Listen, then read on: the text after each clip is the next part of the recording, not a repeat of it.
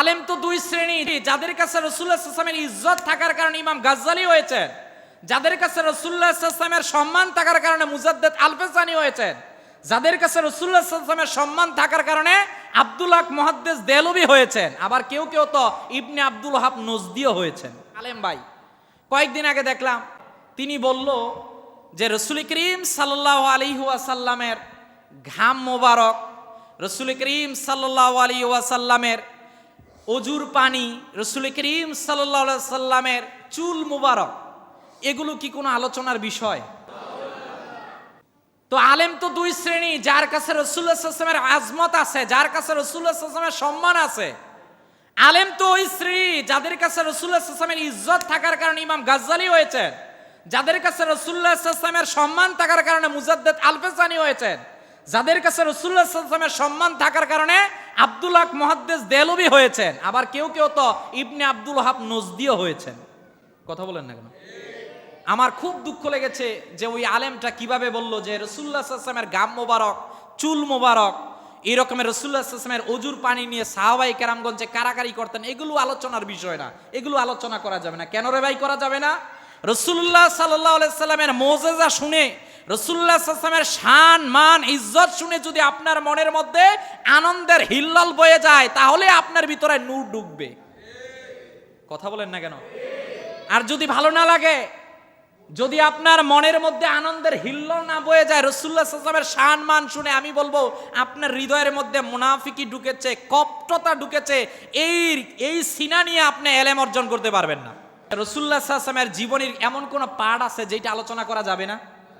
যেমন সহিহ বুখারীর মধ্যে হাদিস, হযরত উরওয়া ইবনে মাসউদ রাদিয়াল্লাহু তাআলা আনহু বলছেন, ওয়া ইযা আমারাহুম ইবতাদারু আমরাহু ওয়া ইযা তাওয়াদা কাদু ইয়াকতালুনা আলা উদুহি, যে আল্লাহর হাবিব সাল্লাল্লাহু আলাইহি ওয়াসাল্লামের শান মান ইজ্জতের এই হাদিসটা হযরত উরওয়া বিন মাসউদ, সহিহ বুখারীর 2581 নম্বর। আল্লাহর হাবিব সাল্লাল্লাহু আলাইহি ওয়াসাল্লাম যদি কোনো আদেশ করতেন, আদেশ করতে দেরি হতো, আমরা সাহাবায়ে কেরাম তা পালন করতে দেরি করতাম না। শুধু তাই নয়, আল্লাহর হাবিব সাল্লাল্লাহু আলাইহি ওয়াসাল্লাম ওয়া ইযা তাওয়াদা কাদু ইয়াকতাতুলুনা আলা উদুহি, রাসূলুল্লাহ সাল্লাল্লাহু আলাইহি ওয়াসাল্লাম যদি অজুর পানি শেষ হওয়ার পর অজুর পানিটা নিচে ফেলতেন, ওই পানি নিয়ে আমরা কারাকারি করতাম। সেই পানিগুলো কে নিজের কাছে নিব? শুধু এখানেই শেষ নয়, রাসূলুল্লাহ সাল্লাল্লাহু আলাইহি ওয়াসাল্লামের থুতু মোবারক নিক্ষেপ করলো, ওই থুতু মোবারক নিয়েও আমরা শরীরের মধ্যে মাসে করতাম, যাতে আমাদের শরীরের মধ্যে শেফা হয়। আচ্ছা, সহিহ বুখারীর এই হাদিসটা যদি ইমাম বুখারী নকল করতে পারে, তাহলে আমরা কেন এটা পড়তে পারবো না? কথা বলেন না কেন? দ্বিতীয়, হযরত উম্মে আইমানের ভাষ্য যে লান তাশতাকি ওয়াজাউ বাতানিকে বাদা ইয়াউমিকে হাযা বাদা, ইমাম জুরকানি আলাল মাওয়াহিব চতুর্থ খণ্ডের 231 পৃষ্ঠার মধ্যে তিনি হাদিস নকল করছেন। উম্মে আইমান বলছেন, আমি রাসূলুল্লাহ সাল্লাল্লাহু আলাইহি ওয়াসাল্লামের প্রস্রাব মোবারক একদিন খেয়ে ফেললাম। আল্লাহর হাবিব সাল্লাল্লাহু আলাইহি ওয়াসাল্লাম শেষে আমাকে বললেন, উম্মে আইমান, তোমার রাসূলুল্লাহ সাল্লাল্লাহু আলাইহি ওয়াসাল্লামের প্রস্রাব মোবারক যেই পেটের মধ্যে গেছে, মৃত্যু পর্যন্ত ওই পেট কখনো অসুস্থ হবে না।